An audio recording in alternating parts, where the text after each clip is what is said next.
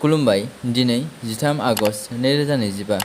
गिबियावनो गोजोन फुंबिलिनि गाहाम हामलायनायखौ बयनिसिमबो जासिहरनाय थाबाय। राशिफोरखौ फरायनायनि सिगां आंनिफ्राय आनान गसाइनिसिम आरज खालामनाय जायोदि दिनैनि साना बुहुमनि साफ्रोमबो सुबुंफोरनि थाखाय गाहामैनो गाहाम बारलांनो हायो।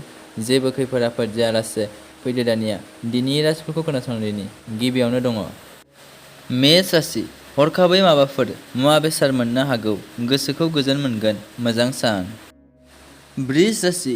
माबाफोर गोरोन्थि हाबा मावफ्लांनो हागौ, खहा जागोन, गोसोखौ सान्थि मोननाय नङा। मिथुन राशि। माखौबा लानानै रागा जोंनाय सोमजिनो हागौ, गोसोखौ हमथाना था। कर्कट राशि। माबाफोर शुभ खामानि मावनानै लानो हागोन, बे राशिनि थाखाय मोजां सान, गोजोन मोनगोन। सिंह राशि। जेखि जाया बेरामाव गोग्लैबायनो हागौ, जेरैबो सांग्रां जानानै थानांगोन। कन्या राशि।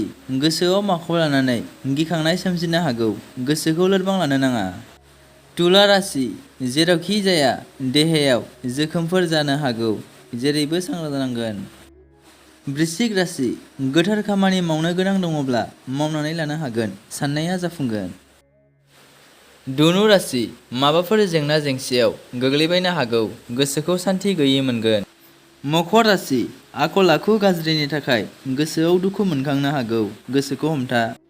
कुम्भ राशि। मानिबा जाहोननि थाखाय जिंगा सिनांनो हागौ, गोजोननाय गैयै समजों सम बारहोनांगोन। मीन राशि। गोसोखौ मानोबा गोजोननाय गैयै मोननो हागौ, जेखियानो जाया गोसोखौ हमथानानै था।